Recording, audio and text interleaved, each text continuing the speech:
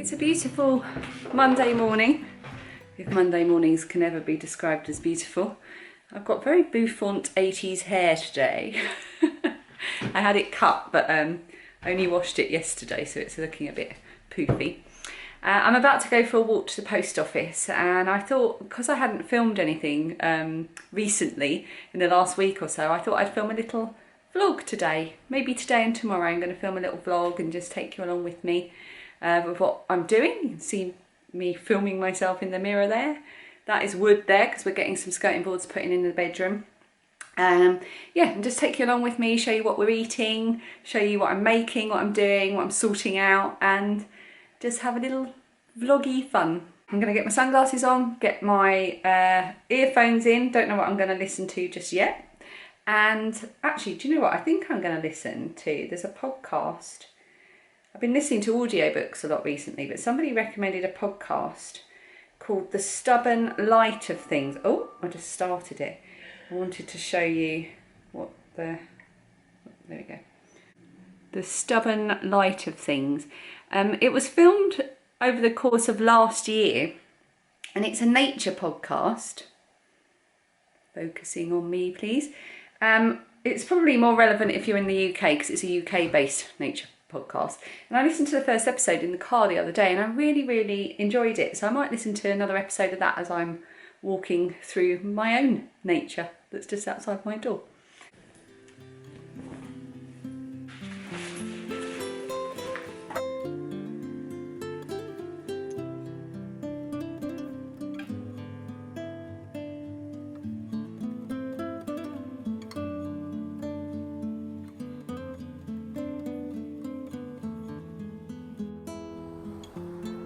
We're lucky to be surrounded by open heathland and fairly countryside-y areas where we live.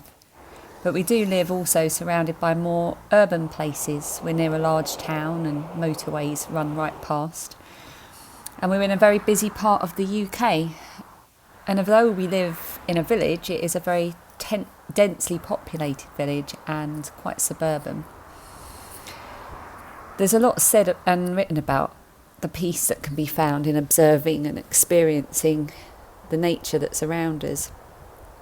And I think sometimes I often feel that I'm somehow not allowed or permitted to enjoy it properly, as I'm rarely in nature and in peace at the same time. I've left the sound on here so you can hear some of the sounds I experience and see some of the sights, such as a shopping trolley. Because it's not all just blossoming trees, and what I think here are swifts. It's a lovely old building in town there, and I took some video of the more urban views as I went about my walk to the post office. Here I stopped because this is where it all began. That block of flats on the left used to be a hospital, and it's where I was born.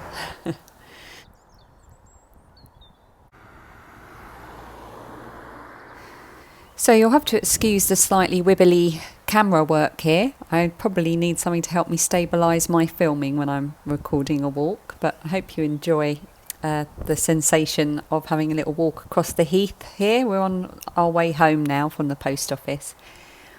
As I said, I'm rarely in nature and in peace at the same time. You can probably hear the distant roar of the motorway here. And when I'm at home, there's always the sound of back garden dogs, the distant sound of the motorway and the road, or a neighbour playing music out of their open back door 3 metres away over a fence, or a motorbike revving, or teenagers yelling at each other on their route home from school. So it's quite difficult to sort of get out and smell the roses and appreciate the nature when actually there's little peace to be found.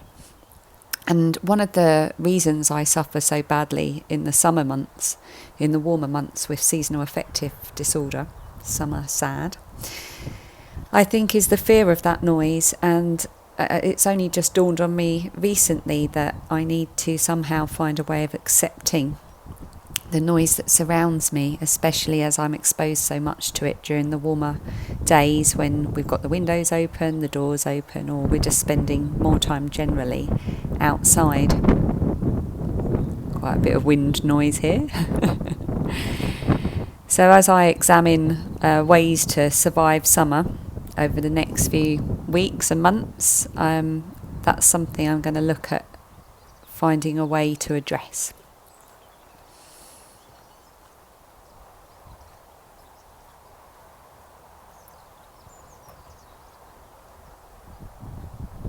The podcast I was listening to, the Stubborn Light thing, she says when she walks out of her back door, she can walk into woodland without seeing another human. And I think I'd seen 5 humans by the time I'd walked about 6 metres away from my front door. So here I've just emerged from the heath, walking past the car park and the doggy waste bins. This is all people who are parked up to walk their dogs. It's a ginormous heathland and it's very, very popular with dog walkers and runners. Need to get myself a proper gimbal to hold my camera and a proper microphone to get rid of the wind noise.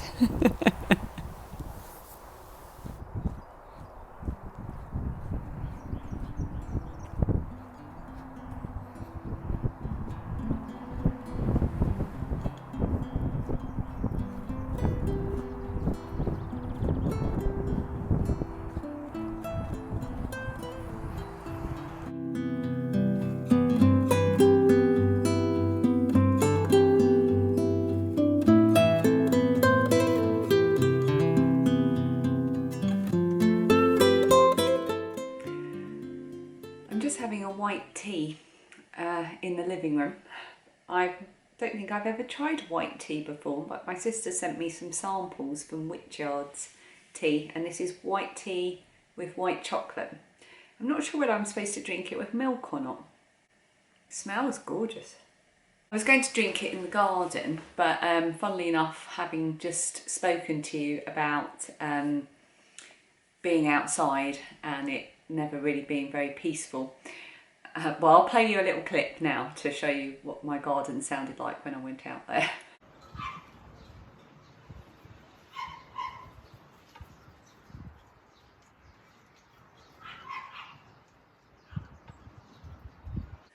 Yeah, so I don't know if you can hear from that clip, but my neighbour had his doors open and he was having a whale of a time listening to music, which I'm sure was great for him, but it was drifting out, blasting out across the gardens, which didn't make it very peaceful. And there's a dog a few gardens away. I think he's in the next street. He's a new dog because we've not heard him before, but oh my goodness, he just barks all day. And he's got a really annoying high-pitched bark as well. So I can only hope that the neighbours that are near to that dog might have a word with its owners about it, because it is really annoying. Plus it was too windy and cold to sit out there to have my cup of tea. So I'm indoors, sitting in a sunbeam, sorting through some photos. We've recently renovated our bedroom and I will be doing a little vlog about that. I took videos all throughout the process. We've completely gutted it really and started again, and we've had all the wardrobes built in. So we had to empty everything out, and I'm determined not to just put a load of clutter back in those wardrobes. I want to streamline everything so nothing goes back into the wardrobes at the moment without me sorting it out. And I've got 5 boxes of photographs. 3 of them are this size and 2 of them are slightly bigger, of my life late 90s onwards until, you know, the advent of the smartphone, which I don't know what to do with. I'll be able to get rid of some, I'm sure. I can scan some and probably keep some, but try to get it down to maybe 2 or 3 boxes. Because I don't want my kids in the future to have to sift through a ton of photos and they don't know who they're of or what was happening. So I want to make sure they're all labelled, and if I can get as many of them electronically scanned as I can, I will. What do you do with your old photos? I'd love to know. I don't want to just create clutter, but at the same time, you know, some photos could be so special. I can put them in albums. Back then albums take up space as well, and yeah, I don't even know what kind of photos are in here. I do know that this one on the front of this box on the lid, this is me and one of my best friends, Claire. We were bridesmaids at our other best friend's wedding. And then I've got some baby pictures and some oh my goodness, look at this. Look at these children. That's me and Dan back in the 90s. My goodness, pre-fringe. Me, not Dan. So that's what I'm doing now. I'm just going to be sorting through some photos and trying to work out what I'm going to do with them. I'm drinking my white chocolate white tea. So that's what I'm doing now, and then it'll be time for the school run. I really should be working on my mitten design that I'm going to be doing as a tutorial on my knitting and crochet podcast, but I don't know, I'm just not in that zone today, so I think that might be a job for tomorrow.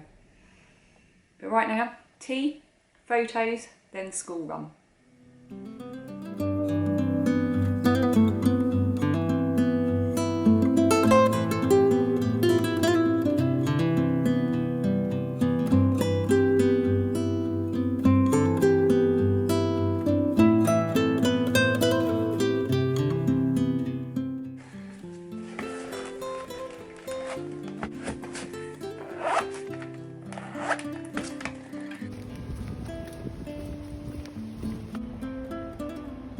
Smells amazing.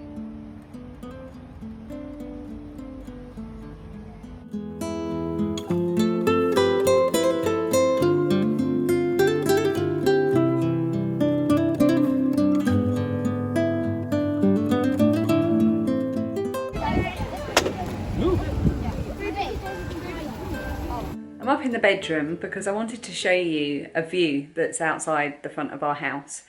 I'm going to show you from upstairs and downstairs because basically it's a view that I really like. It's not a spectacular view.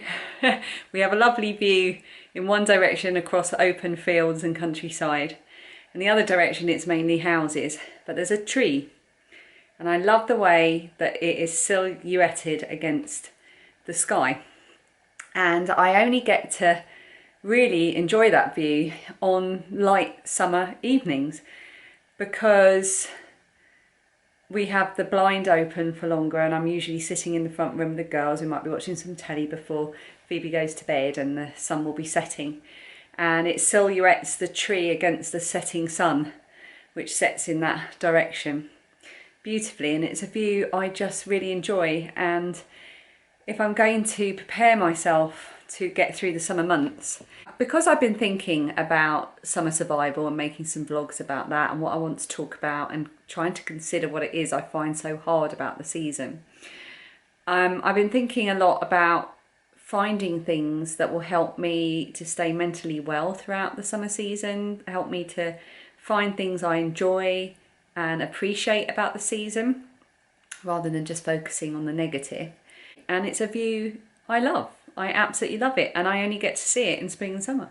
So I found something that I appreciate about it, so I'm going to show you what that looks like now.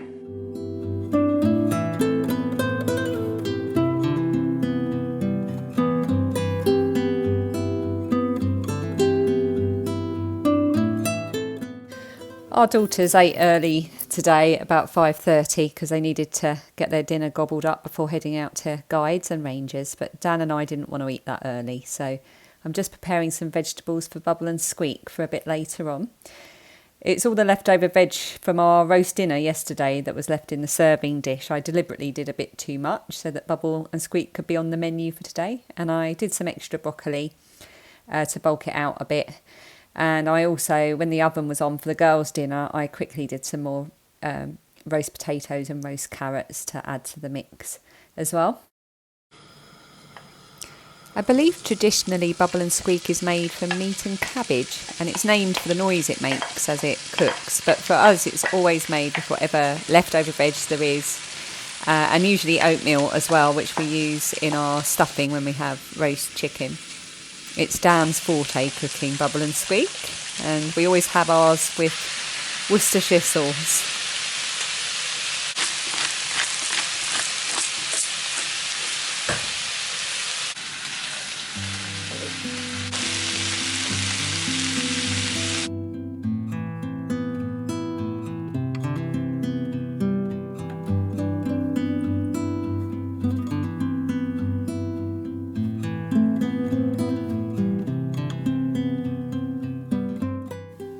And for me, the only thing that goes with Bubble and Squeak is HP sauce.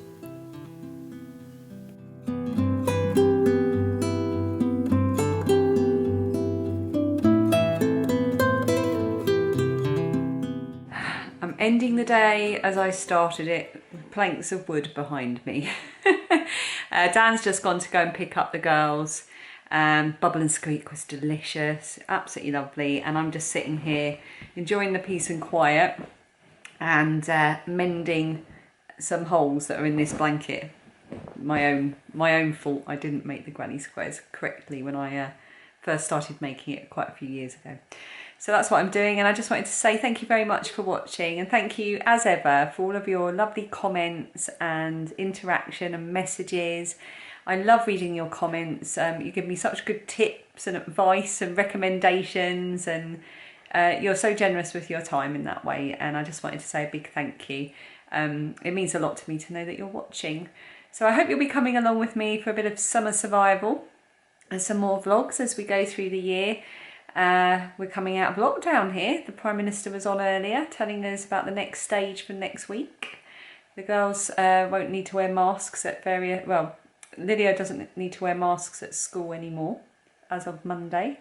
We can have people in the house overnight. We can go and visit my stepmum. So the world is opening up to us a bit again, and I'm really looking forward to sharing some of that with you. Thanks for watching, and I'll see you next time.